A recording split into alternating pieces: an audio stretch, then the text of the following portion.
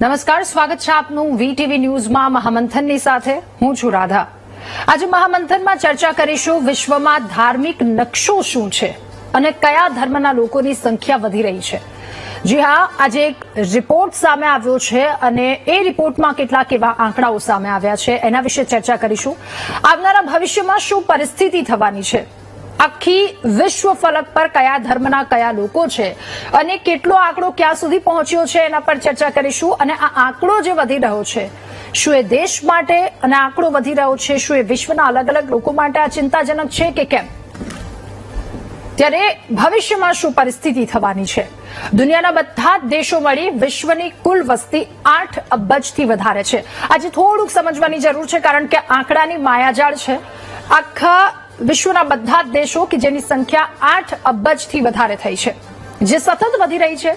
અમેરિકાની think tank પ્યુ research centre અમેરિકાનું કે જેણે એક રિપોર્ટ બહાર પાડ્યો છે। છેલ્લા દાયકામાં થયેલા વસ્તી વધારા વિશે એક રસપ્રદ અહેવાલ તેમણે બહાર પાડ્યો છે। 2700 થી વધારે એટલે કે 2000 થી વધારે વસ્તી ગણતરી અને સર્વેક્ષણ કે બધા જ આંકડાઓ તેમણે ભેગા કર્યા અને ત્યારબાદ તેમણે વિશ્લેષણ કર્યું। ત્યારબાદ આંકડાઓ સામે આવ્યા। અહેવાલ અનુસાર ગત દાયકામાં વિશ્વમાં મુસ્લિમ ધર્મ અનુસરતા લોકોની સંખ્યામાં સૌથી વધારે વધારો થયો છે।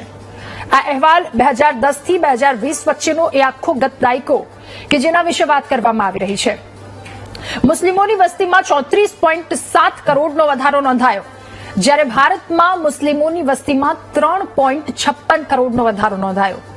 122 મિલિયનનો વધારો અને 122 મિલિયનના આ વધારાની સાથે વિશ્વમાં ખ્રિસ્તીઓની સંખ્યા 2.18 અબજથી વધી 2.30 અબજ સુધી પહોંચી છે। મુસ્લિમોનો હિસ્સો 1.8%થી વધી 25.6% જેટલો થયો છે, ત્યારે ખ્રિસ્તીઓ અને મુસ્લિમો બાદ હવે વિશ્વમાં નાસ્તિકો ત્રીજા ક્રમે છે કે જે કોઈ પણ ધર્મના નથી અનુભવતા, જેને કોઈ પણ ધર્મની સાથે કોઈ લેવા દેવા નથી, તેઓ ત્રીજા ક્રમે છે। એટલે પહેલું ખ્રિસ્તી, બીજો મુસ્લિમ અને ત્યારબાદ ત્રીજો વર્ગ આવે છે, એ નાસ્તિક વર્ગ। વિશ્વમાં 2010માં હિન્દુઓની વસ્તી 1.1 અબજ હતી, જે 2020માં વધી 1.2 અબજ થઈ છે। એટલે એક દાયકામાં 1.1 અબજથી વધી 1.2 અબજ સુધી પહોંચી છે।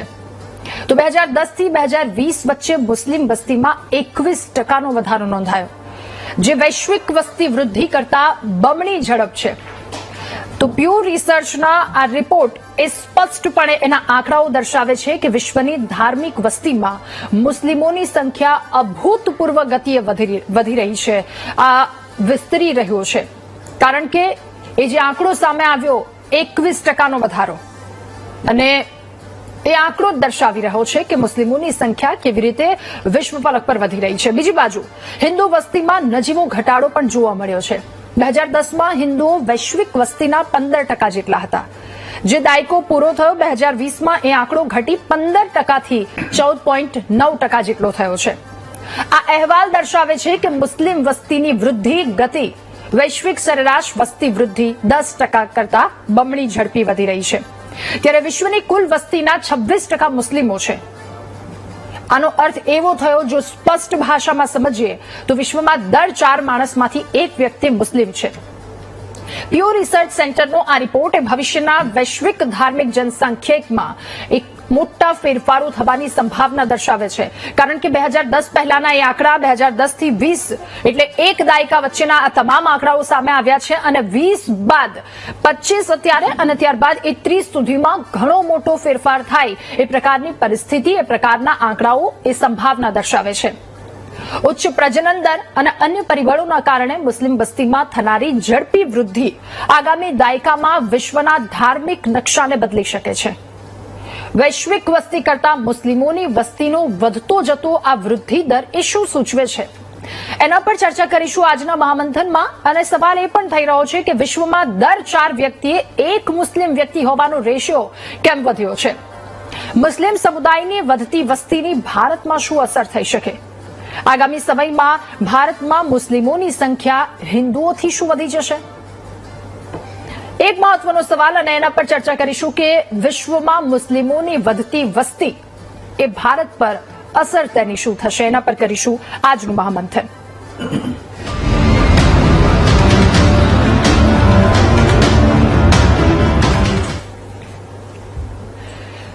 પ્યુ રિસર્ચ કે જેના દ્વારા આખો અહેવાલ બહાર પાડવામાં આવ્યો છે, અલગ અલગ 2700 જેટલી વસ્તી ગણતરીના આંકડા તેમના દ્વારા ભેગા કરવામાં આવ્યા અને છેલ્લે આખો એક રિપોર્ટ પ્રસારિત કરવામાં આવ્યો જે સ્પષ્ટપણે દર્શાવે છે કે વિશ્વમાં સૌથી વધારે વસ્તી ખ્રિસ્તી, ત્યારબાદ મુસ્લિમોની સંખ્યા આવે છે, ત્યારબાદ નાસ્તિક વર્ગ એક આવે છે અને ત્યારબાદ હિન્દુઓની સંખ્યા આવે છે. અગાઉના એ આંકડા પણ એ પ્રકારના સામે આવ્યા હતા કે ક્યાં કોની કેટલી વસ્તી છે. તો હવે એના પર ચર્ચા કરીશું કે આગામી સમયમાં આ આંકડા એ વૈશ્વિક દ્રષ્ટિએ ધર્મનો નકશો કેવી રીતે બદલાવે છે, અલગ અલગ દેશોમાં જે સંખ્યાઓ વધી રહી છે એ કઈ પરિસ્થિતિમાં આવીને આખરે ઉભા રહેશે, એના પર ચર્ચા કરીશું. આજે આપણી સાથે મહામંથનમાં ગેસ્ટ પેનલમાં જોડાયા છે દેવેન્દ્રભાઈ સોલંકી, સંઘ વિચારક આપણી સાથે જોડાયા છે. ઇલિયાસભાઈ કુરેશી, પૂર્વ સભ્ય છે અમદાવાદ સ્કૂલ બોર્ડના, તેઓ પણ આપણી સાથે જોડાયા છે. થોડી જ વારમાં વીએચપી નેતા દક્ષેશભાઈ મહેતા પણ આપણી સાથે જોડાશે અને મુસ્લિમ અગ્રણી ઝમીરભાઈ શેખ પણ આપણી સાથે જોડાયા છે અને સલાહકાર છે દુર્ગા વાહિનીના નરેન્દ્રભાઈ મિશ્રા પણ આપણી સાથે જોડાયા છે. આપ સૌનું ખૂબ સ્વાગત છે મહામંથનમાં. શરૂઆત મારે દેવેન્દ્રભાઈ આપનાથી કરવી છે. એ આંકડા સાંભળ્યા અને જે પ્યુ રિસર્ચ સેન્ટર જેના દ્વારા એક અહેવાલ પ્રસારિત કરવામાં આવ્યો, અલગ અલગ 2700 થી વધારે એટલા આંકડાઓ લીધા અને ત્યારબાદ આખો અહેવાલ પ્રસારિત કરવામાં આવ્યો જે આંકડાના ફ્લક્ચ્યુએશન તેમાં દેખાડવામાં આવ્યા છે, ઉપર નીચે ઘટ છતાં બધી વસ્તુ. આને કેવી રીતે જુઓ છો અને આગામી સમયમાં એક વિશ્વ ફલક પર શું અસર પડશે, શું કહેશો આપ? ભારત અને વિશ્વની દ્રષ્ટિએ આપણે જોઈએ તો વિશ્વમાં જે મુસ્લિમોની વસ્તી જે રીતે વધી રહી છે, આજે પણ આપણે જોઈએ છે જ્યારે પણ ટેરરિઝમની વાત આવે ત્યારે સૌથી પહેલા કોનું નામ આવે છે? સમગ્ર વિશ્વમાં એ સૂચિત છે કે મુસ્લિમ જ હોય છે. બીજી બાબત એ છે કે સહ અસ્તિત્વનો જે પ્રશ્ન છે, પ્રત્યેક ધર્મ એકબીજા સાથે રહી શકે, એ આ જનસાંખ્યિકીમાં જો પરિવર્તન આવે, ડેમોગ્રાફી જો બદલાય છે, ઝડપથી જે રીતે મુસ્લિમોની વસ્તી વધી રહી છે, કોઈની વસ્તી વધે કે ઘટે એ પ્રશ્ન નથી હોતો. પ્રશ્ન એ હોય છે કે જેની વસ્તી વધે છે એ સહ અસ્તિત્વમાં રહેવા માટે કેટલા તૈયાર હોય છે. મુસ્લિમોની જ્યારે વાત કરીએ ત્યારે એ સહ અસ્તિત્વને સ્વાભાવિક રીતે જ સ્વીકારી શકતા નથી. એમના માટે એવું છે કે જે મુસ્લિમ ધર્મને નથી માનતા એ આ ધરતી પર રહેવા લાયક લોકો નથી હોતા, એવી એક માન્યતા છે. હવે દાખલા તરીકે આપણે જોઈએ જ્યારે ડેમોગ્રાફી ચેન્જ થાય છે, ભારત એનું સૌથી મોટું પીડિત છે. 1947 સુધીમાં ડેમોગ્રાફી બદલાઈ અને ભારતના 2 ટુકડા થઈ ગયા. એવી જ રીતે લેબનન છે, સિરિયામાં આપણે જોઈ શકીએ જ્યાં ક્યારેક ખ્રિસ્તી વસ્તી હતી, આજે ત્યાં ખ્રિસ્તીઓ જોવા પણ નથી મળતા. ભારતના કેટલાક એવા જિલ્લાઓ છે જ્યાં 10 વર્ષ દરમિયાન જે રીતે મુસ્લિમ વસ્તીમાં વધારો થયો છે એ ડેમોગ્રાફીના કારણે થઈ અને કેટલી બધી સમસ્યાઓ ઉભી થઈ રહી છે. જ્યાં હિન્દુઓ પર, દાખલા તરીકે હમણાં જ મુર્શિદાબાદમાં જે હુલ્લડો થયા, હિન્દુઓ પર જે રીતે હુમલા થયા છે ધર્મ પૂછીને, પહેલગામમાં જે થયું ધર્મ પૂછીને મારવામાં આવ્યા, સાઈડ કરી દેવામાં આવ્યા, જે હિન્દુ ધર્મના લોકો હતા એમને પકડીને મારવામાં આવ્યા.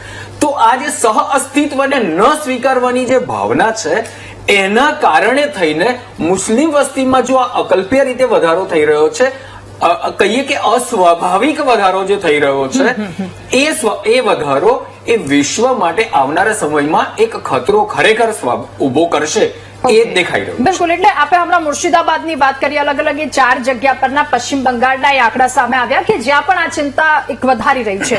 2001 થી 2011 સુધીના આ તમામ આંકડાઓ છે જેમાં મુર્શિદાબાદમાં 63.67% આસપાસ એ વસ્તી હતી, જે વધી અને પહોંચી છે 66.88% આસપાસ.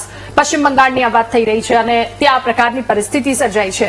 હવે ચર્ચા આગળ વધારીશું. ઇલિયાસભાઈ, આપની પાસે આ જે આંકડાઓ સામે આવી રહ્યા છે, આપ શું માનો છો એનાથી અને શું રેશિયો વધ્યો છે તો એની પરિસ્થિતિ, એની અસર ભારત પર શું વર્તાશે, શું કહેશો આપ? વર્ષ 2010માં મુસ્લિમોની વૈશ્વિક જે વસ્તી હતી એ 23.8% હતી અને અત્યારે 2020માં એટલે 2030ની એ લોકોએ કર્યું છે માત્ર 25.6 છે. એટલે 1.8% વૈશ્વિક 20 વર્ષમાં વસ્તી વધી છે. તમે હા પ્યુ રિપોર્ટના પ્રમાણે જ કહું છું જે મેં જોયું છે, બરોબર. એટલે 1.8 એટલે તમે જે રીતે વસ્તીનું વિસ્ફોટ કરીને મુસ્લિમોને જે ટાર્ગેટ કરવામાં આવે છે એ સૌથી ખોટું છે.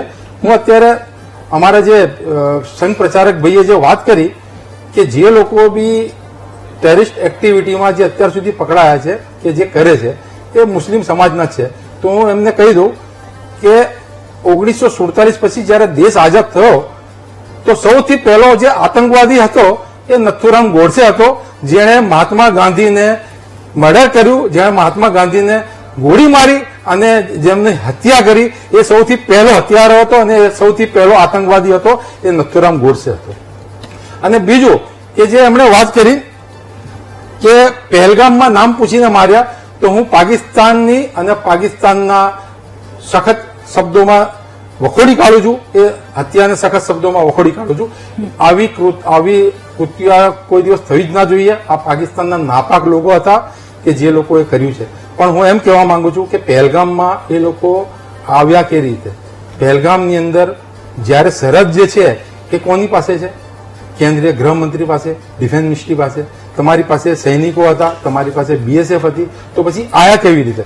બીજું કે નામ પૂછીને જયારે માર્યું એના પછી અત્યાર સુધી કેમ પકડાયા નથી? અત્યાર સુધી એ લોકોની હત્યા કેમ નથી? તો અત્યાર સુધી એ ક્યાં છે? તો એ લોકોની પાસે અત્યાર સુધી કોઈ ડેટા નથી. અમે તો ઈચ્છીએ છીએ કે તમે પાકિસ્તાનની અંદર હું તો ઘૂસી જાઓ, લાહોરનો કબજો કરી લો, કરાચીનો કબજો કરી લો, પાકિસ્તાનને બરબાદ કરી નાખો, એમાં અમે તમારી સાથે સમજ છીએ. પણ તમે પાકિસ્તાનની સાથે હિન્દુસ્તાનના મુસ્લિમોને તમે જોડો, એને હું સખ્ત શબ્દોમાં વખોડી કાઢું છું. ઓકે. ત્રીજું કે જે રીતે આવો દેવેન્દ્રભાઈ. અશાંત વિસ્તાર, દેવેન્દ્રભાઈ, અશાંત વિસ્તાર તમે વાત કરી કે મુસ્લિમોની વસ્તી વધે છે, તો મુસ્લિમોની વસ્તી કઈ ચાંદ ઉપર તો રહેવા નહીં જાય ને. મુસ્લિમોની વસ્તી, જે મુસ્લિમો અહીંયા પેદા થાય છે એ રહેશે તો અહીંયા જ ને. હવે તમે અશાંત વિસ્તાર ધારાના નામે જે કલમનો તમે ઉપયોગ કર્યો છે, તો ઘણી જગ્યા જ્યાં શાંતિ છે તો તમે અશાંત વિસ્તાર ધારાના નામે તમે એમને મકાન લેવા નથી આપતા. તો જ્યાં મુસ્લિમોની વસ્તી હશે, સ્વાભાવિક છે ત્યાં જ એ લોકો મકાનની જગ્યા ફ્લેટ બનશે, એટલે સ્વાભાવિક છે એક મકાન હશે એની જગ્યા ફ્લેટ બનશે તો એમની વસ્તી વધવાની છે. તમે અશાંત વિસ્તાર ધારાનું જે છે કાયદો છે એને તમે રદ કરો ને, તો તમે ઓટોમેટિકલી જે વસ્તી જે છે, તમે એક જગ્યા જે વસ્તીની વધવાની જે વાત જે છે એ ઓટોમેટિકલી તમારી વાત જે છે એ આપણે નલ એન્ડ વોઇડ થઈ જશે. ઓકે, ઠીક છે. હવે આગળ વધીશું. દેવેન્દ્રભાઈ આપની પાસે આવું, પરંતુ એ પહેલા નરેન્દ્રભાઈ આપની પાસેથી જાણવું છે આ આંકડા. 2 મિનિટ 30 સેકન્ડ જોઈએ છે. ઓકે. કેટલાક પ્રશ્ન છે. હા. પહેલગામમાં આવ્યા કેવી રીતે? તો મારો પ્રશ્ન એને થોડોક જ બદલીને કહું છું, ત્યાં ગાડી લાવ્યા કોણ? નંબર 2, 1 મિનિટ, મેં તમને વચ્ચે રોક્યા મને કહેવા દેજો બેનો, એનો જવાબ મને આપવા દેજો. મને પહેલા પૂરું કરી દેવાનો. મને જવાબ આપો. રાખ્યા કોણ? કાશ્મીરમાં આવ્યા જ કેવી રીતે? ડેમોગ્રાફી બદલાઈ. જ્યારે ડેમોગ્રાફી બદલાઈ ને ત્યારે આ બન્યું છે. કાશ્મીરની ડેમોગ્રાફી બદલાઈ ત્યારે પાકિસ્તાનથી સેફ રસ્તાથી અહીંયા આવ્યા. એને લાવનાર કોણ? એને રાખનાર કોણ? એને ભગાડનાર કોણ? આ જયારે શોધાય છે ને ત્યારે ખબર પડી જાય છે કે કોણ છે. અને એ જે લાવનાર છે, જે મારનારા છે એ જ છે. એના જ ધર્મના લોકો છે. અને એ કોણ છે? ઇલિયાસભાઈ સારી રીતે જાણે છે. ઇલિયાસભાઈ, જો હવે નંબર 2, નથુરામ ગોડસેની વાત કરી. નથુરામ ગોડસેના બચાવમાં કોઈ નહોતું આવ્યું. કોઈએ ક્યારે એવું નથી કહ્યું કે ધર્મનો કોઈ ટેરરિઝમનો કોઈ ધર્મ હોય છે. પરંતુ આજે જ્યારે પણ કોઈ આતંકવાદી પકડાય છે ત્યારે સૌથી પહેલું એ આવે છે કે ધર્મનો કોઈ ટેરરિસ્ટનો કોઈ ધર્મ નથી હોતો, પરંતુ એના અંતિમ સંસ્કાર માટે થઈને ધર્મની આડ લેવામાં આવે છે. નંબર 3, એ કહે છે અશાંત ધારો લગાવવા. અરે તો અશાંત ધારો લગાવવો કેમ પડે છે એ પ્રશ્ન તમારી જાતને પૂછી લો, એટલે તાત્કાલિક એનો જવાબ મળી જશે. અશાંત ધારો એટલા માટે લગાવવો પડે છે કારણ કે ત્યાંથી પછી હિન્દુઓને રહેવા નથી મળતું. એ જે સહ અસ્તિત્વ, જે મેં પહેલા જ કીધું ને, જે સહ અસ્તિત્વમાં નહીં માનવાની જે માન્યતા છે, જે ભાવના છે ને, એના જ કારણે લગાવવું પડે છે. ઓકે. હવે ઇલિયાસભાઈ, ખૂબ જ ટૂંકમાં. પહેલગામની અંદર જે ભાઈએ વાત કરી છે, તો ત્યાં પહેલગામમાં આજે બી તો છે ને, તો તમારી બીએસએફ છે, તમારી ઇલિયાસભાઈ માફ કરશો, કેમ તમે પકડી નથી શકતા? પકડી કેમ નથી શકતા? અરે પકડો ને. કોણ ના પાડે છે? કોણ ના પાડે છે તમને? કોણ ના પાડે છે? કોણ ના પાડે છે? કોણ ના પાડે છે? અને બીજું, બીએસએફ અને સેનાએ કોના ઘરને આગ લગાવી? ઓકે. એ કયા ધર્મના હતા? કોણ હતા એ? તો પકડો ને એને. એને કાશ્મીરમાંથી હિન્દુઓને કોણે ભગાડ્યા? અસ્તિત્વમાં રહેવું નથી ભાઈ, હોતું એટલે જ ભગાડવામાં આવે. કાશ્મીરમાં તમારી સરકાર હતી મહેબૂબા મુફ્તી સાથે કાશ્મીરમાં, તમારી ઓલ ઇન્ડિયામાં સરકાર હતી ત્યારે જે પંડિતો જે હતા એ આજ દિન સુધી ત્યાં કાશ્મીરમાં નથી જઈ શક્યા, તમે વસાવી નથી શક્યા. માત્ર તમે લોકોના કારણે, તમારા લોકોના કારણે, તમારા લોકોના કારણે, તમારા લોકોના કારણે, તમારા લોકોના કારણે ડેમોગ્રાફી બદલાઈ. ડેમોગ્રાફી બદલી તમે. જ્યારે હું એ જ કહેવા માંગુ છું, જ્યારે ડેમોગ્રાફી બદલાય છે ત્યારે મુસ્લિમોની એ માન્યતા, એ ભાવના છે કે એમના સિવાયના બીજા કોઈને પોતાની સાથે રહેવા દેવા નહીં. બીજું કે એમણે જે વાત કરી, શ્રેષ્ઠ ઉદાહરણ ઇલિયાસભાઈ અત્યારે આપી રહ્યા છે કાશ્મીરનું. અમે આતંકવાદીની જે વાત કરીએ છીએ તો અમે આતંકવાદીને એને વખોડીએ છીએ. તો અમે વખોડો, બોલો કે નથુરામ ગોડસે મુર્દાબાદ, બોલો.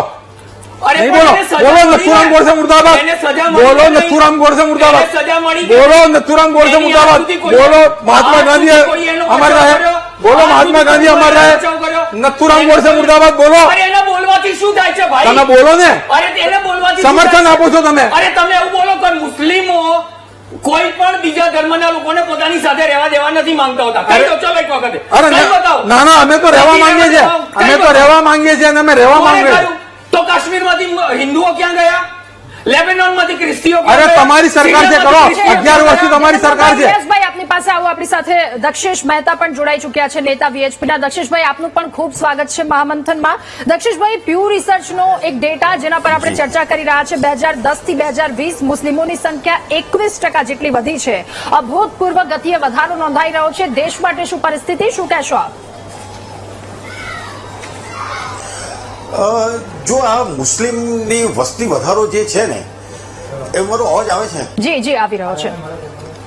જો આ મુસ્લિમનો વસ્તી વધારો જે છે ને, એ એમની છે ને શિક્ષણનો એમનો અભાવ, મદ્રેસાનું એમનું શિક્ષણ, આતંકવાદ અને આ જે છે ને એ મુખ્ય કારણ એનું છે. હમણાં આ ઇલિયાસભાઈ એક કોણ છે એમને એમ કીધું કે ગાંધીજીના હત્યારા અને એ મોટા આતંકવાદી. અરે સાહેબ, તમે આ તો શરૂઆત મુસ્લિમની સ્થાપનાથી થઈ છે.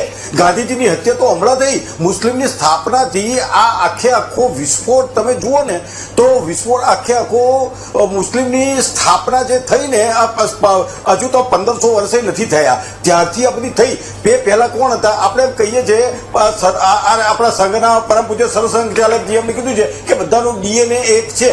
ખબર છે તમને? એવી વાતચીત કરી છે. તો ડીએનએ માં તમે પેલા કોણ હતા? તમારા બાપ દાદા કોણ હતા? પેલા ભાઈ એનો વિચાર તમે કરો અને પછી આ બોલવાનું તમે રાખો. આ તમારો વસ્તી વિસ્ફોટ જે કંઈ પણ થઈ રહ્યો છે ને, એ વસ્તી વિસ્ફોટ આ દેશને અને દુનિયાને નુકસાન કરાવશે. આ તમારે આર્થિક પરિસ્થિતિ, અત્યારે આપણે ભારત એ દુનિયાની ચોથી આર્થિક સત્તા બની છે આજે તમારે જો તમારું શિક્ષણ નહીં હોય, તમે આ દેશની અંદર તમે પોતાનો સહયોગ જો આપવા માટે તૈયાર નહીં હો, તમે બીજી રીતે તમે જો કટ્ટરતા, આતંકવાદ અને તમારું એક બધું પેલું શું કહેવાય સંકુચિત માનસતા છે કે ભાઈ આ ઇસ્લામ જયારે એ કરશે ને, ઇસ્લામ નહીં હોય ને ઇસ્લામ ઉપર આતંક ધર્મ ઉપર આ થઈ જશે, તે થઈ શકે, સરિયા લાવો.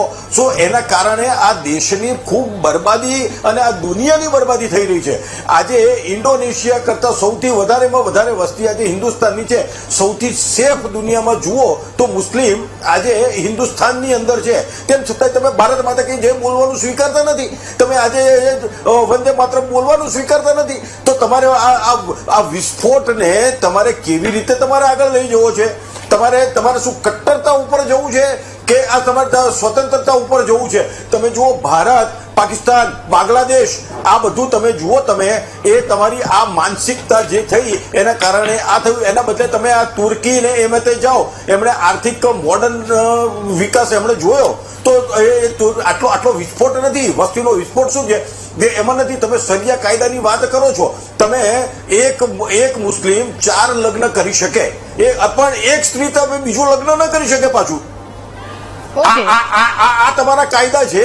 અને એનાથી વધારે હું તમને કહું તો આ ગજવાએ હિન્દ ગજવાએ હિંદનો તમારો જે કંઈ પણ આ પ્રકલ્પ તમે જે હાથમાં લીધો છે ને એ ગજવાએ હિંદની અંદર આખું આ દેશ અને દુનિયાની આખી બરબાદી કરી નાખી છે. તમે ડેમોક્રેસી ઉપર હાથ નાખવાનો, ડેમોક્રેસી ઉપર કબજો કરી અને આખું આ કેવી રીતે કરવું, આ સરિયા કાયદા કેવી રીતે કર્યા.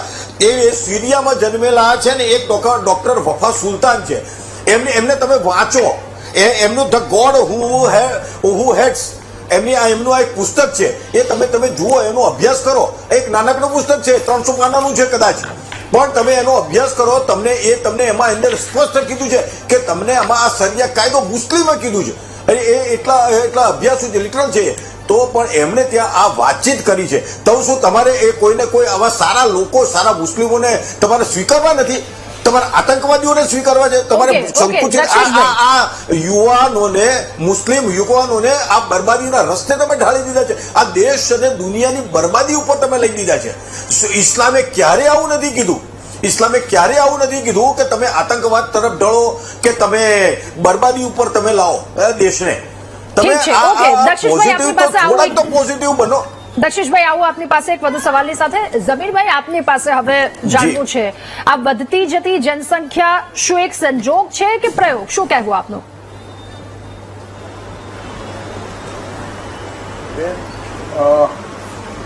આ ડિબેટમાં મને ઇન્વાઇટ કર્યો ને ત્યારે મને એવું હતું કે આની ઉપર કઈ ઇમ્પેરિકલ ડેટા ઉપર કઈ વાત થશે, કોઈ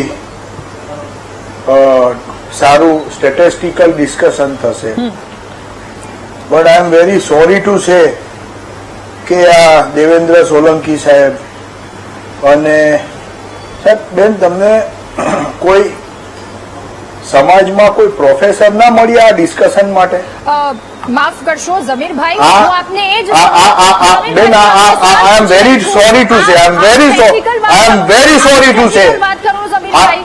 નહીં, I am very sorry to say કે ઇમ્પેરિકલ ડેટાની ઉપર ચર્ચા. પીછી રહ્યા છો એના પર આપ આ વિશ્વની શું 25% વસ્તી આતંકવાદી છે? બિલકુલ. આ વર્લ્ડની 25% વસ્તી શું આતંકવાદી છે? ઝમીરભાઈ, એ શબ્દ કોઈએ નથી વાપર્યો.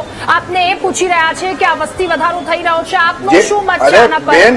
કઈ પે નિગાહે, કઈ પે નિશાના શું બોલે છે આ પેનલિસ્ટો? શું ડિસ્કશન કરે છે? ઝમીરભાઈ, what type of discussion is this? ઝમીરભાઈ, આપને સમય આ કયું ડિસ્કશન ચાલી રહ્યું છે મેડમ? ઝમીરભાઈ, આપ જણાવો, આપ આ મુદ્દા પર. આ અહીંયા લાગી આવે એવી બાબત છે આખી. અહીંયા લાગી આવે એવી ચર્ચા છે આ. બિલકુલ ઝમીરભાઈ, હવે આપનો સમય એ છે. અહીંયા દિલમાં ચૂભે છે આ ચર્ચા. શું કેવું, કઈ બાબતે શું કેવું મારે? આ ડિસ્કશન કઈ દિશામાં જઈ રહ્યું? ઓકે ઝમીરભાઈ, આપને સમય આપ્યો છે, આપ પ્લીઝ જણાવો, આપ શું માનો છો આ મુદ્દા પર? જે જનસંખ્યા વધી રહી છે એના પર આપનું શું કહેવું છે? બેન, જનસંખ્યા કયા વિસ્તારમાં વર્લ્ડની વધી છે એ કોઈ ડિસ્કસ નથી કરતું. જે વર્લ્ડ પોપ્યુલેશન વધી છે તે નોર્થ અમેરિકામાં વધી છે, નોર્થ આફ્રિકામાં વધી છે. હવે આ જે એરિયા છે, નોર્થ આફ્રિકા અને આફ્રિકન એરિયા છે, આ ગરીબ વિસ્તારો છે. ભારત જયારે ગરીબી રેખાની નીચે હતું, પાકિસ્તાન આજે બી એની તમે દશા જુઓ. બાંગ્લાદેશ છે, એને તો પોપ્યુલેશન કંટ્રોલ કર્યું છે. પાકિસ્તાનમાં આજે ગમે તેમ વસ્તી વધારો થાય છે. કેમ વધે છે? ગરીબી છે. ઇન્ડિયામાં આપણા ત્યાં હમ દો હમારે દો ના નારા આપવામાં આવતા બાલ કવિ બૈરાગી દ્વારા 1980માં, અને આપણે જે કંટ્રોલ કર્યું છે એ કયા કારણસર કંટ્રોલ થયું છે એની ઉપર ડિસ્કશન થવું જોઈએ. પ્યોરલી પોવર્ટી અને ઇલિટરસી આનું મેઇન રીઝન છે. ઓકે, જે ગરીબ વિસ્તારો છે વર્લ્ડના, ત્યાં પોપ્યુલેશન વધે છે. હા, ઇલીગલ ઇમિગ્રેશનને કારણે પોપ્યુલેશન વધે છે. સિરિયા, આફ્રિકા અને એ જે તમે પીયુ રિસર્ચના આર્ટિકલને વાંચ્યા વગર પીયુ રિસર્ચના આર્ટિકલનો અભ્યાસ કર્યા વગર જો તમે ડિસ્કશન કરશો અને પછી કઈ દિશામાં તમે એ ડિસ્કશન લઈ જાઓ છો? મને લાગે છે કે તમારે અહીંયા આવી જવું જોઈએ. ઝમીરભાઈ, એન્કરની સીટ પર તમારે આવી જવું જોઈએ. તમે ક્યારના સલાહ આપી રહ્યા છો કે શું કરવું શું નહીં. આપને સમય આપ્યો છે કે આપનું શું મંતવ્ય નહીં નહીં આ ડિસ્કશન જ ખોટું છે મેડમ. આ તો અહીંયા ચૂભે છે, અહીંયા દુઃખ થાય છે. આ જે પેનલિસ્ટો તમને ઇફ યુ આર એન્કર તો તમારી પાસે કોઈ કોલેજના યુનિવર્સિટી આપને જેટલો સમય આપ્યો એ સમયની મારી પાસે પણ મર્યાદા હોય છે. નરેન્દ્રભાઈ મિશ્રા, આપનું શું કહેવું છે? આજે વધતા જતા આંકડા છે જે 20-21 આસપાસ પહોંચી ચૂક્યો છે, 21% ઉપર અભૂતપૂર્વ ગતિએ વધી રહ્યો છે. તમારું શું માનવું? તમે શું કહો છો? જે આંકડો અત્યારે દેખાઈ રહ્યો છે કે વધી ગયો છે, તેના વિષયમાં તો ખૂબ જ ચિંતાજનક છે કે પર્ટિક્યુલર એક મજહબના લોકો વધી રહ્યા છે અને એ જ મજહબના ત્યાંથી આજે અમેરિકામાં શું તાજેતર થઈ રહ્યું છે તે પણ દેખાઈ રહ્યું છે. ઇકોનોમિકલ ઇન્સ્ટેબિલિટી પણ થાય છે, ત્રાસવાદી પણ થાય છે અને દરેક વસ્તુ થાય છે. અત્યારે મેં ડિબેટમાં સાંભળ્યું, એક ભાઈ કહેતા હતા કે નાથુરામ ગોડસે પહેલા આતંકવાદી હતા, એક કહેતા હતા કે અહીંથી આતંકવાદી કેવી રીતે ઘૂસ્યા. એ વસ્તુ પર આખી ડિબેટ લઈને જાય છે. જ્યારે કે એ જ વ્યક્તિ તાજ હોટલની હમણાં થયો તો ત્યારે એવા પ્રશ્ન નતા કરતા કે એ લોકો ક્યાંથી ઘૂસ્યા છે, કેવી રીતે ઘૂસ્યા છે. ત્યાં એ લોકોના પ્રશ્ન નતા. પર્ટિક્યુલરલી સરકાર બદલાય ત્યારે જઈને આવા પ્રશ્નો કરે છે. એ લોકોને રાષ્ટ્રહિતની ભાવના નથી અને રાષ્ટ્રહિતની ભાવના માટે સ્પેસિફિકલી રાષ્ટ્રનું સ્ટેબિલિટીની જરૂરત છે. પોપ્યુલેશન ગ્રોથના સાથે સાથે સ્ટેબિલિટી અત્યારે કંટ્રોલ કરવાની બહુ જરૂર છે. અને સ્ટેબિલિટીમાં અત્યારે જે અશાંત ધારાના વિષયમાં વાતચીત ચાલે છે, અશાંતનું મતલબ શું છે? જ્યાં શાંતિ ના રહે, શાંતિ ના રહે તેના માટે એક કાયદો લાવવામાં આવ્યો છે. એનો મતલબ શું છે? કોણ અશાંતિ ફેલાઈ રહ્યું છે, કોના માટે આ છે? અને જેના માટે જે છે એ લોકો જ આજ બુમાડા પાડી રહ્યા છે આઈને કે મને અશાંત ધારા ન હોવું જોઈએ, આ ન હોવું જોઈએ. અમે ક્યાં જઈને રહે? તમને વિચારવાનું છે કે ક્યાં જઈને રહેવાનું શું છે. आचार्य चाणक्य कहता था कि वह शिक्षा जो यह सिखाती है कि राष्ट्रीय सर्वोपरि है, वह सारी शिक्षा व्यर्थ है, उसे रोक दिया जाना चाहिए. सावरकर कहता था पितृभूमि, मातृभूमि और पुण्य भूमि कौन सी होनी चाहिए? जिसकी पुत्रभूमि भी है वो मातृभूमि भी है और पुण्य भूमि भी ये होनी चाहिए. જ્યારે કે અહીંયા બેસીને તેરા મેરા ક્યા રિશ્તા, આવા સ્લોગન સર કલમ સે જુદા હો જાયેગા, ફિલિસ્તીન જિંદાબાદ, અને પાકિસ્તાનથી કોઈ આઈને ધર્મના નામ લઈને આપણે ગોળી મારે છે તો એ લોકોનું આર્મીનું સ્લોગન શું છે? ઇકવા તકવા કરીને જે જેહાદ, અને ભારતના આર્મીનું સ્લોગન શું છે? સેવા પરમો ધર્મ ભારત માતા કી જય. આ લોકો કે છે ભારત માતા કી જય નહીં બોલુંગા. તો એ સ્પષ્ટપણે દેખાય છે કે ડેન્જરસ છે અમારા માટે અને આવનારા સમય પણ ખૂબ જ આપણા માટે ઘાતકીય છે. અને અત્યારેથી જ યુસીસી લો લાઈને અને આ લોકોને કંટ્રોલ જેવી રીતે કે પોલિટિકલ પાર્ટીમાં 2 છોકરાથી વધારે ટિકિટ ના હોય, આર્મીના અંદર એના શિક્ષણ ઉપર કંટ્રોલ કરવામાં આવશે, એવી રીતે કંટ્રોલ તો કરવું જ જોઈએ. સાથે સાથે લો સ્ટ્રિક્ટ કરીને આવા તત્વો પર દામવું જોઈએ એવી મારી માન્યતા છે. ઓકે દેવેન્દ્રભાઈ, ફરી એકવાર આપની પાસે, શું આ જે વધતી જતી સંખ્યા છે એ ભારતની ઓળખ માટે જોખમી થઈ શકે? કારણ કે એવા કેટલાય દાવાઓ કરવામાં આવી રહ્યા છે. તો આ મુદ્દે આપનું શું માનવું છે? ઇલિયાસભાઈ, સેમ સવાલની સાથે આપની પાસે પણ પછી આવું છું. મારે ઝમીરભાઈને એક વાત કહેવી છે. ઝમીરભાઈ, તમારા જેવા લોકો જેમણે ટેરરિઝમને ડિફેન્ડ આડકતરી રીતે પણ ન કરવું જોઈએ, એ અહીંયા આવી રીતે જયારે આડકતરી રીતે ડિફેન્ડ કરવાની કોશિશ કરે છે ત્યારે ટેરરિસ્ટને બળ મળે છે. Just listen, I have not interrupted you ever. Listen to me first mister Zameer, listen to me. કોણ ડિફેન્ડ કરે છે? અંગ્રેજી બોલીને પ્રભાવ ઉભો કરવાની કોશિશ નહીં કરવાની. હું તમને કહું, હવે સ્ટેટિસ્ટિક્સની વાત કરતા હતા, હું તમને કહું છું, યુરોપમાં 2010માં મુસ્લિમ વસ્તી 3.8% વધી, 3.8% દરે વધતી હતી, જે હવે 4.9% દરે વધી રહી છે. તમે સ્ટેટિસ્ટિક્સ ની વાત કરો છો. યુરોપ ગરીબ નથી.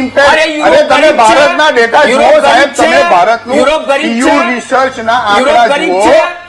પોપ્યુલેશન જે છે, રિપ્લેસમેન્ટ રેટ જે છે, 19.5 મિલિયન વસ્તી અરે હતી. સાંભળો યાર, તમે કઈ 2016માં સાંભળતા જ નથી. 25.8 મિલિયન થઈ. યુરોપ ગરીબ છે. અરે ભાઈ મેડમે, અરે એન્કર મેડમે મને ભારતના પરિપ્રેક્ષમાં સવાલ પૂછ્યો, હું ભારતના પરિપ્રેક્ષમાં જવાબ આપું છું. મને એક મારે આફ્રિકાના રણ હાથે શું લેવા દેવા છે? બાંગ્લાદેશમાંથી હિન્દુઓ ક્યાં ગયા? આમની પાસે કોઈ ટોપિક જ નથી ભાઈ. એની વાત કરો. આમની પાસે કઈ બોલવાનું કઈ છે જ નહીં. આ તો છે ને તો એક પોપટ છે, બોલ્યા જ કરશે, એક જ ટોપિક ઉપર બોલશે ને એક જ મુદ્દો, આમની પાસે કઈ બોલવાનું હોય જ નહીં. પણ આ નફરતની જ વાત કરવાની.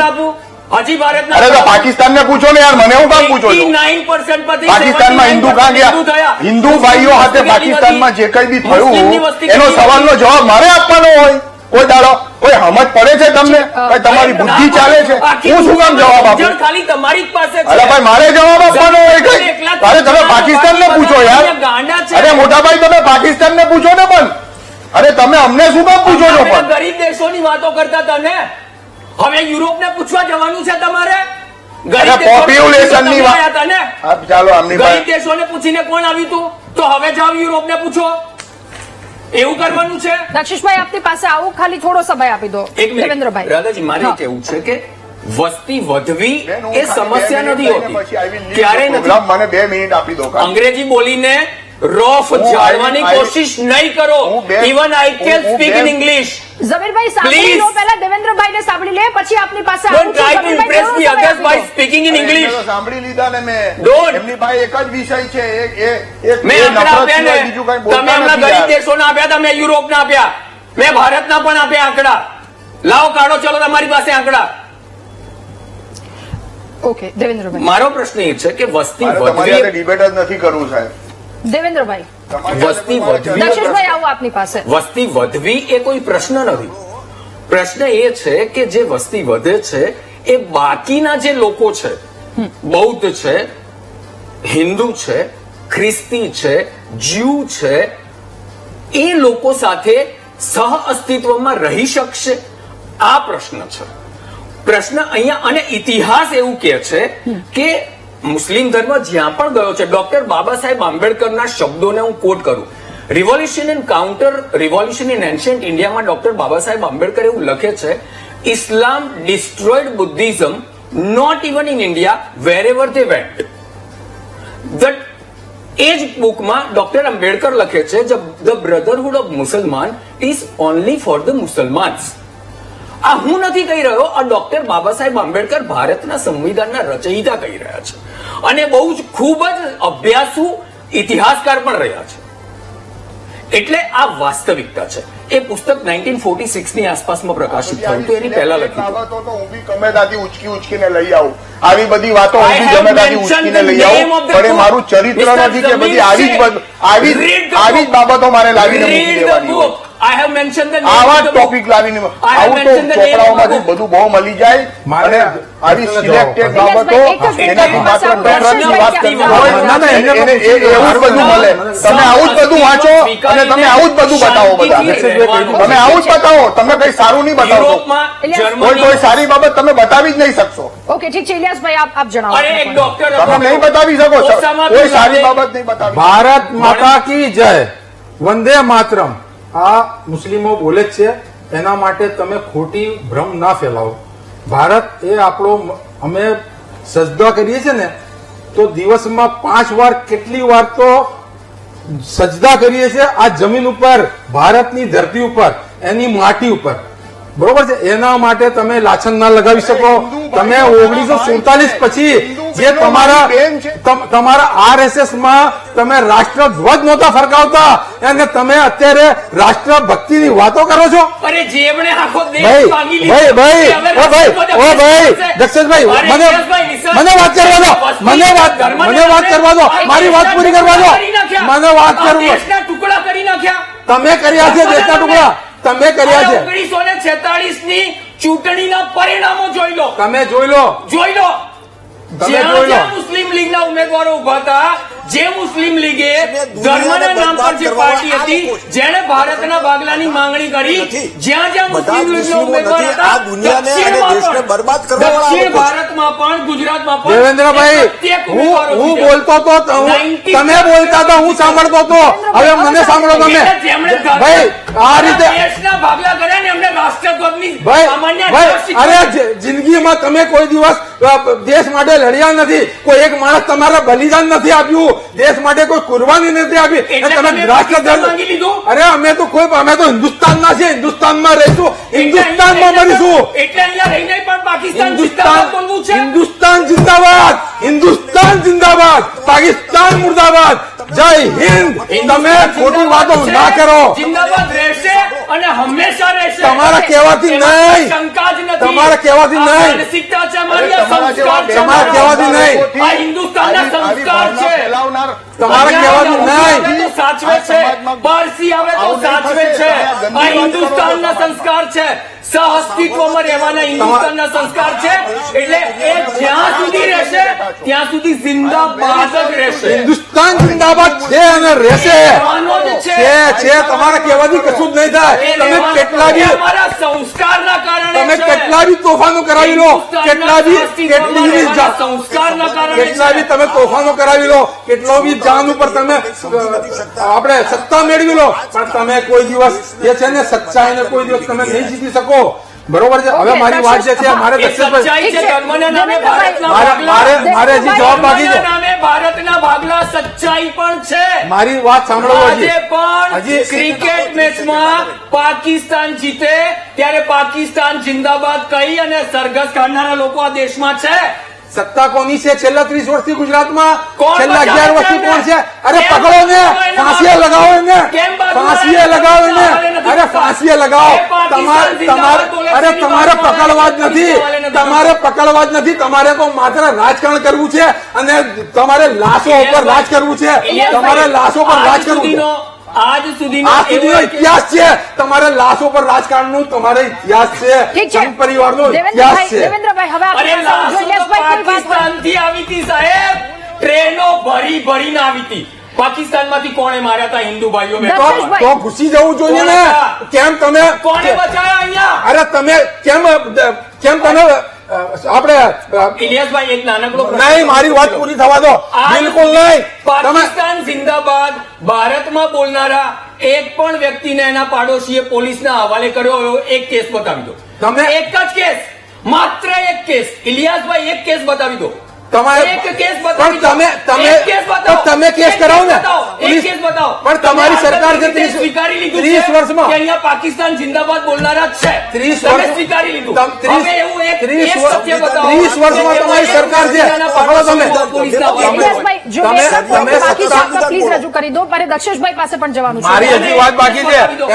એમને વચ્ચે બોલવાનું. દેવેન્દ્રભાઈ, તમે સ્વીકાર્યું છે, દેવેન્દ્રભાઈ, તમે આપની સ્વીકારી પાસે- લીધું જ્યારે દેવેન્દ્રભાઈ, કે હવે અહીંયા આપની પાસે પાકિસ્તાન આવું છું. જિંદાબાદ બોલનારા છે તો એવો એક કેસ અરે બતાવો પાકિસ્તાન કે એમાં એનો પાડોશી એને પોલીસના હવાલે કર્યો હોય. ઓકે, અમે તો છાતી ઠોકીને કહીએ છીએ હિન્દુસ્તાન જિંદાબાદ. ઇલિયાસભાઈ, હવે મુદ્દા પર હિન્દુસ્તાન આવીએ. ભાઈ મારી હા મા- પાકિસ્તાન જિંદાબાદ કહેનારા દેવેન્દ્રભાઈ, તમે બોલો છો, તમે બોલો છો. જો તમે બોલ્યા, હું તો નથી બોલ્યો, તમે બોલ્યા. ઓકે, ઇલિયાસભાઈ, હવે ભાઈ, મારી- ના, મારી- હજી મારા મુદ્દા બાકી છે. હા, આપની વાત રજૂ કરો. તમે- એ જ કહીએ છીએ, ઇલિયાસભાઈ. તમારી પાસે એવો કોઈ તો છે જ સંવિધાન નહીં. દેવાથી એકની ચર્ચા કરો તમારી તમે. પાસે કોઈ તમે નથી. સંવિધાન તમે બધા ઉછીને લાયા છો, તમે બધા ઉછીને લાયા છો. સરદાર વલ્લભભાઈ પટેલ અમારા નેતા હતા કોંગ્રેસના, એ તમે ઉછીને લઈ ગયા. જે બી નેતાઓ જે તમે ફુલાર કરો છો ને, એ તમે ફુલાર કરો છો. કેમ કે તમારી સાચવવા પડે. ઇતિહાસમાં સ્વીકારવા માંગો છો ભાઈ? ભાઈ, આટલા સાંભળો વર્ષો સુધી પહેલા. માત્ર તમે સરદારનું નામ હતું સ્વીકારવા માંગો છો? એટલે પૂરો હા, ન થયો. કેટલા બોલો પહેલા? ઇતિહાસ- એટલે પૂરો ન થયો. ઇતિહાસમાં- એક એવું મોન્યુમેન્ટ બતાવી દો જે સરદારના નામે હોય મુસ્લિમની અને અંદર- વિશ્વ અરે સરદારના નામે છે, અરે સરદારના નામે છે, અરે સરદારનું નામ આ બધું હરામ એક છે. વિશ્વ આ બધું કક્ષાનું હરામ છે. મોન્યુમેન્ટ બતાવો. અરે સરદારના નામ સર- હોય, એક બતાવી દો. સરદાર પટેલ સ્ટેડિયમનું તમે નામ બદલી નાખ્યું. સરદાર પટેલ સ્ટેડિયમનું તમે નામ બદલી નાખ્યું. તમે કેમ સરદાર પટેલ સ્ટેડિયમનું નામ બદલી અરે નાખ્યું? માત્ર કેમ? જૂઠ શા માટે બોલો છો સાહેબ?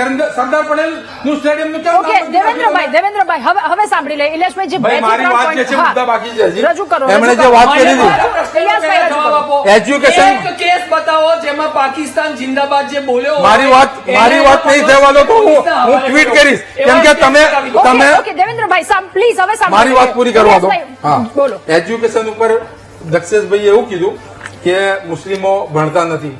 હું એમની વાતથી સમજ છું કે મુસ્લિમો ભણતા નહોતા. હવે ધીરે ધીરે ભણવાનું એમણે શરૂ કરી દીધું છે અને ભણવાની તૈયારી છે. ડોક્ટર્સ થાય છે, એન્જિનિયર્સ થાય છે. દક્ષેશભાઈ, હવે હું દક્ષેશભાઈ તમારા માધ્યમથી એક વાત કહેવા માંગુ છું. દક્ષેશભાઈ તમારા માધ્યમથી હું એક વાત કહેવા માંગુ છું કે ભણવા માટેની જે મુસ્લિમો માટેની જે સ્કોલરશીપ હતી એ તમે કેન્સલ કરી દીધી છે. તો મહેરબાની કરીને તમે તમારી સરકારની અંદર કહીને જે બાળકો મુસ્લિમ બાળકો જે ભણવા માંગતા હોય એમને તમે એજ્યુકેશન માટે સ્કોલરશીપની વ્યવસ્થા કરી આપો, એમના માટે જે ભલામણ કરી આપો. ત્રીજી વાત કે છેલ્લા 30 વર્ષથી સાહેબ સત્તા કોની છે ગુજરાતની અંદર? કોની સત્તા છે? તમારી પાસે બધું જ છે. છેલ્લા 11 વર્ષથી તમારી પાસે કેન્દ્રમાં સરકાર છે, તો કાયદો વ્યવસ્થા બધું જ તમારી પાસે છે. તો ને તમે કહો છો કે અશાંત વિસ્તાર ધારા ક્યાં હોય જ્યાં તોફાનો થતા હોય, તો સાહેબ 30 વર્ષથી તમે કેમ તોફાનોને કંટ્રોલ ના કર્યા? સાહેબ પાલડીમાં બી અશાંત વિસ્તાર ધારા, પાલડીમાં બી અશાંત વિસ્તાર ધારા, મણિનગરમાં બી અશાંત વિસ્તાર ધારા, સાબરમતી બી અશાંત વિસ્તાર ધારા. તો પછી સાહેબ તમારે એવું લાગે છે કે તમે શાંતિ રહેવા જ નથી માંગતા, તમે અશાંતિ જ ઈચ્છો છો. ઓકે દક્ષેશભાઈ, પ્રશ્ન છે દક્ષેશભાઈ ક્યાં રાહ જોઈ રહ્યા છે? આપણી પાસે પહેલા જઈએ. દક્ષેશભાઈ, ઇલિયાસભાઈ, મને એક પ્રશ્નનો ઉત્તર હાજી. આપો કે ઓબીસી માં મને સાંભળો, ઓબીસી ને સ્કોલરશીપ મળે છે, ઓબીસી માં કેટલી એટલા માટે કે આ છે ને આ ન્યુસન્સ છે, આ જ લોકો આ મુસ્લિમ યુવાનોને બરબાદ કરી રહ્યા છે. તમે સાંભળો, ભારત દેશનું બંધારણ ધર્મના નામે મુસ્લિમ યુવાનોને કોઈ પણ ગેરમાર્ગે દોરી રહ્યા છે. માન્ય આપણે એમને નથી. સ્કોલરશીપો જોઈએ છે. એટલે એક ધર્મના મિનિટ, નામે ના મળશે. મને સાંભળો ને પ્લીઝ. હા, તમે હા, સ્કોલરશીપ જોઈએ છે, તમારા વકફના પૈસા ક્યાં નાખો છો? વકફના પૈસામાં એક સ્કૂલ એક છોકરાને ભણાવ્યો છે તમે વકફના પૈસાથી, અને તમારે એની સ્કોલરશીપો જોઈએ છે. પૈસા ભરે, તમારો ટેક્સ ભરે આ બધા હિન્દુઓ, અને તમારે એની પછી એ જોઈએ તમારે ભણાવવા માટે. અરે તમે તમારા છોકરાઓ બધા જ હિન્દુઓ સ્કોલરશીપથી ભણતા નથી. બધા જ હિન્દુઓ સ્કોલરશીપથી નથી ભણતા ભાઈ. બધા જ પોતપોતાની જાતના મા બાપો ભણાવે છે. દક્ષેશભાઈ, બિલકુલ અને સાચી વાત એના છે તમારી. સિવાયની વાત કરો. તમે દક્ષેશભાઈ, તમારી વાતને હું સ્વીકારું છું કે હિન્દુ છોકરાઓ જે છે એ તમારા મા બાપના જ પૈસાથી ભણે છે. હું સ્વીકારું છું એટલા માટે કે મુસ્લિમો પાસે પૈસા બી નથી ભણવા માટે. તો એ પૈસા જો તમે સરકાર દ્વારા જો એમને ભણવા માટેની વ્યવસ્થા કરી આપો તો મુસ્લિમો ભણે. તમે પહેલા કીધું છે કે મુસ્લિમો ભણતા નથી, ભણાવો. તો ભણવા માટેના મેં તમને સજેશન આપ્યા છે. જમીરભાઈને અત્યારે ક્યાંક જવું છે, એમને જમીરભાઈ આપની પાસેથી અંતિમ પ્રતિક્રિયા મેળવી લઈએ. શાંતિથી, સહકારથી અને સહજતાથી કઈ રીતે રહી શકીએ, આમાં શું કહેવું? આપની અંતિમ પ્રતિક્રિયા શું? પહેલી વાત તો એ છે કે આ બધી શાંતિ ને સહકારનું સર્ટિફિકેટ આ પેનલિસ્ટો પાસેથી નથી જોઈતું. બધા શાંતિથી જ જીવે છે, બરાબર? એટલે એ જવા દો, એ વાતને જવા દો. હવે આ જે સાહેબ 4 પત્નીનું કહી ગયા ને, એ 4 પત્ની ઉપર મારે 30 સેકન્ડમાં પૂરું કરી દઈશ. જ્યારે ટ્રિપલ તલાકની મેટર સુપ્રીમ કોર્ટમાં ચાલતી હતી અને ત્યારે ભારત સરકારના એટોર્ની જનરલે એફિડેવિટ ફાઇલ કરેલી સુપ્રીમ કોર્ટમાં, હું વકીલ છું, એફિડેવિટની કોપી મારી પાસે છે. એમાં ભારત સરકારના ઇમ્પેરિકલ ડેટા છે કે ભારતની અંદર એક કરતા વધુ પત્ની રાખવાનો ચલન જે છે એ ટ્રાઇબલ્સમાં છે, યાને કે આદિવાસીઓમાં. બીજો જે ચલન છે એક કરતા વધુ પત્ની રાખવાનો, એ જે છે તે ઉજળિયાતોમાં છે, અને મુસ્લિમો તો ત્રીજા ક્રમે આવે છે કે જેની એક કરતા વધુ પત્ની છે. એટલે છે ને આ જાહેરમાં ખોટું બોલવાનું, જોરમાં બોલવાનું અને વારંવાર બોલવાનું, એટલે આ તો બધું ઠીક છે કે આનો કોઈ જવાબ ના હોય. આવી બધી હું તો ભૂલમાં બેસી ગયો, બાકી આ પેનલિસ્ટો સાથે હું બેસું જ નહીં કોઈ દિવસ. આટલી ગંદી વાત અને આટલી ખરાબ વાત અને આટલી નફરત ફેલાવવા વાળી વાત કોઈ દિવસ ના થવી જોઈએ. આ પેનલિસ્ટો બહુ ખરાબ વાત કરી રહ્યા છે, અને એ જાહેર મંચ ઉપર બેસીને આટલી ખરાબ વાત કરવામાં આવે, બહુ ખરાબ વાત છે. બેન, પ્રેમથી વાત કરો. આ દેશમાં કોઈને કોઈ પ્રોબ્લેમ નથી. આજે બી હિન્દુ અને મુસ્લિમો પ્રેમથી આ દેશમાં રહે છે. અને આ જે છે તે આજે ગમે તેવી વાતો પેનલિસ્ટ કરે છે, એ બહુ ખરાબ છે. તમે બંધ કરાવો. ધન્યવાદ. આભાર તમારો, આભાર. ધન્યવાદ. ધન્યવાદ તમારો મેડમ, ધન્યવાદ. તમને કોઈ પ્રોફેસર ન મળ્યા સ્ટેટિસ્ટિકલ ડેટા ઉપર? મહામંથનમાં અમારી સાથે જોડાવા બદલ થેન્ક યુ. નરેન્દ્રભાઈ, આપ પણ કંઈક કહેવા ઈચ્છી રહ્યા હતા, આપ જણાવશો.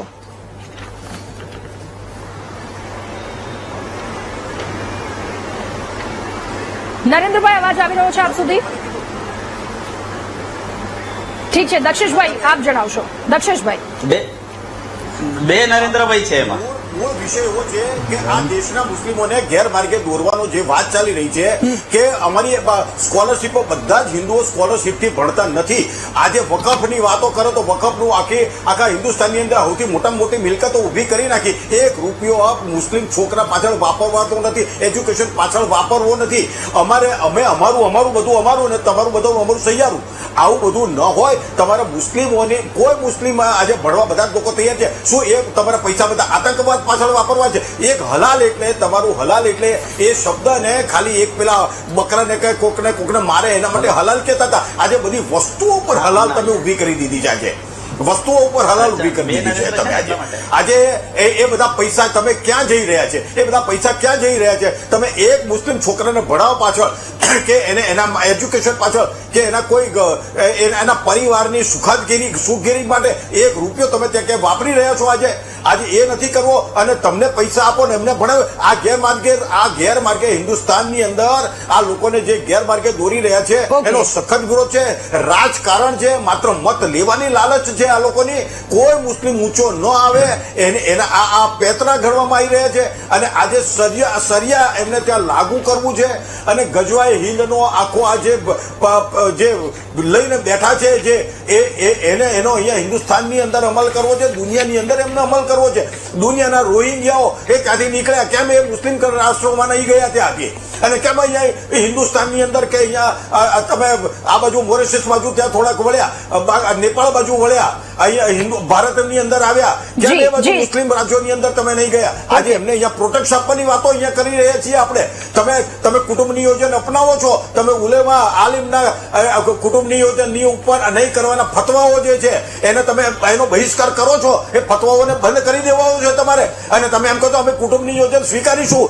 તો આજે હિન્દુસ્તાનની અંદર બીજા બધા જ લોકો કરે. આજે જન્મનો રેશિયો જુઓ, જન્મનો દર જુઓ તમે. અશાંત ધારાની વાત કરીએ, અશાંત ધારાની વાત કરો તો તમારી વસ્તી તમારે ત્યાં વધારતા જાઓ, પછી અશાંત ધારો અમલ નહીં કરો તો શું કરશો? તમે જિહાદની અંદર લાગી ગયા છો. કંઈક ને કંઈક લવ જિહાદ અને લેન્ડ જિહાદ અને થૂક જિહાદ. દર્શેશભાઈ આવું આપની પાસે ફરી એકવાર બ્રેક બાદ આપની પાસે આવું છું. પરંતુ જે પ્રકારની પરિસ્થિતિ, આંકડા વધઘટ થઈ રહ્યા છે, એની દેશ પર શું અસર થશે એ સવાલ જેના પર ચર્ચા કરી રહ્યા છે. મહામંથનમાં હાલ રોકાઈ એક નાનકડા બ્રેક માટે. Welcome back. મહામંથનમાં ચર્ચા કરી રહ્યા છે વિશ્વમાં મુસ્લિમોની વધતી જતી જનસંખ્યા, એની ભારતમાં શું અસર પડી શકે છે. ચર્ચા સીધા આગળ વધારીશું. નરેન્દ્રભાઈ મિશ્રા, આપની પાસે ફરી એકવાર, હિન્દુની સંખ્યા ઘટે તો રાજકીય સમીકરણો બદલાઈ શકે અથવા તો લોકશાહી માટે શું અનુકૂળ રહેશે? સાથે આપની અંતિમ પ્રતિક્રિયા પર. સૌથી પહેલા જે પણ વોટ બેંક છે તે આજના રોજમાં ધર્મ ઉપર જ થઈ જઈ રહી છે. અને એક પર્ટિક્યુલર ધર્મ જ બધી વસ્તુમાં વિરોધના રીતે આખી દુનિયામાં દેખાઈ રહ્યું છે. એટલે પોલિટિકલ જો હોલ્ડ હોય તો એ લોકોને ખ્યાલ છે કે આખું પ્રશાસન અને આખું સિસ્ટમને હોલ્ડ કરી શકાય છે. અને ઇતિહાસ કહે છે કે આજની તારીખે ઇસ્તાંબુલ, ટર્કી એ બધી જે રીતે ઇસ્લામીકરણ થઈ ગયું છે અને જે રીતે આજે અમેરિકામાં પરિસ્થિતિ ઉભરી રહી છે એ જ વસ્તુની ભનક અહીંયા દેખાઈ રહી છે. અને સિસ્ટમને જો આપણે બદલવામાં નહીં આવે અને સિસ્ટમને કંટ્રોલ કરવામાં નહીં આવે તો આ પોપ્યુલેશન ગ્રોથ આપણા માટે બહુ હર્ટિંગ છે. એટલા માટે પોપ્યુલેશન સ્ટેબિલિટી પણ જરૂરી છે અને એને ગ્રોથને કંટ્રોલ પણ જરૂરી છે. ઓકે, ઠીક છે. ઇલિયાસભાઈ, આપની અંતિમ પ્રતિક્રિયા સાથે આપ જે પણ જણાવી રહ્યા હતા એ પણ. ભાઈ, જે આપણા બીએસપીના નેતા જે છે એમણે વાત તો સારી કરી છે. જે એજ્યુકેશનની વાત કરી છે, હું એમને કહેવા માંગુ છું કે પહેલાં એમણે વાત કરી કે મુસ્લિમોમાં એજ્યુકેશન નથી, એટલા માટે આ બધા પ્રોબ્લેમ થાય છે.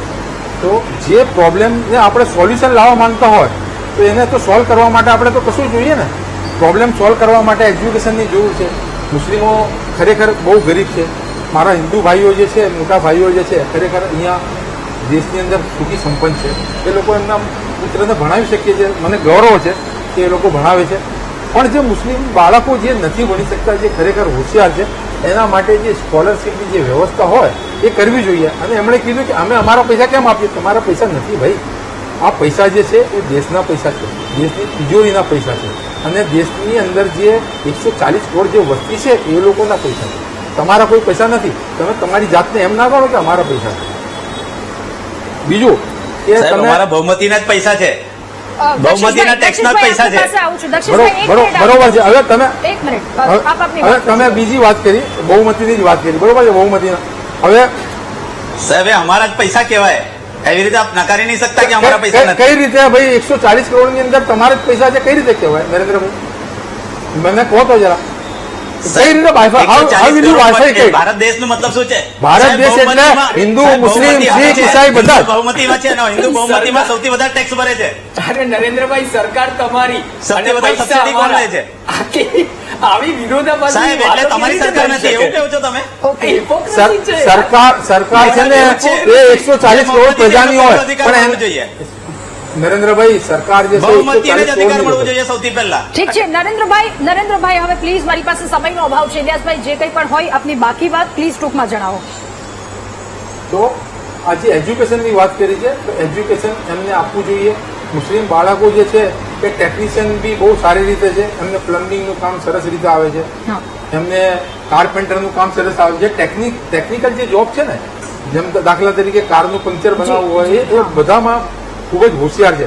તો ટેકનિકલ બાબતમાં બી એમને જે છે ને એ એમને થોડુંક આપણે ટર્ન કરવા જોઈએ. Okay, sir. કેમ કે દેશમાં જે દેશની અંદર યુવાધન છે ને, એ યુવાધન જે દેશની અંદર છે ને એ દેશ પ્રગતિ કરી રહ્યો છે. આજે ચાઇના જે છે તમે જુઓ તો કેટલી બધી પ્રગતિ કરી રહ્યો છે. ઓકે. બરોબર છે. હા. ને જે ભાઈએ વાત કરી કે આપણે વર્લ્ડની જે ફોર્થ ઇકોનોમીમાં જઈ રહ્યા છે, બિલકુલ સાચું છે, મને ગર્વ છે મારા દેશ ઉપર. પણ તમે જુઓ ને તો 80 કરોડ જે લોકો છે એ 5 કિલો રાશન ઉપર જીવે છે. હવે જ્યારે ચોથા નંબરની જ્યારે આપણી ઇકોનોમી હોય તો 80 કરોડ લોકો એટલે 140 કરોડમાંથી 80 કરોડ લોકો જો મફતનું રાશન લેતા હોય તો આપણી હાલત શું છે? જી, આપણે ઓકે, ઇલિયાસભાઈ. એક સેકન્ડ, હજી આ વાત પૂરી થવા દો, પછી હું વાત પૂરી કરીશ.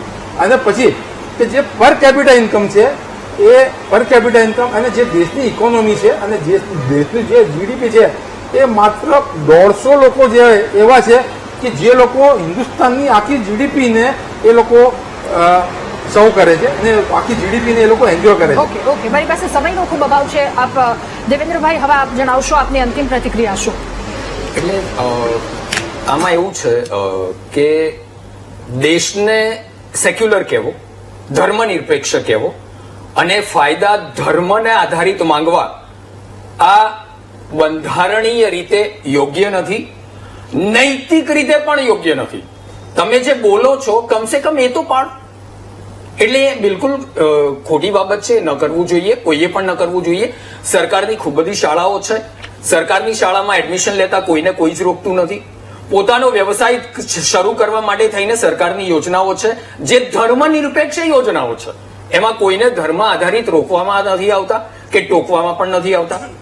એવી જ રીતે સરકારને બીજાની કહેવી અને જે ટેક્સ આવે એને અમારો ગણી લેવો, આ હિપોક્રેસી આ ન કરવી જોઈએ, આ યોગ્ય નથી. ઓકે.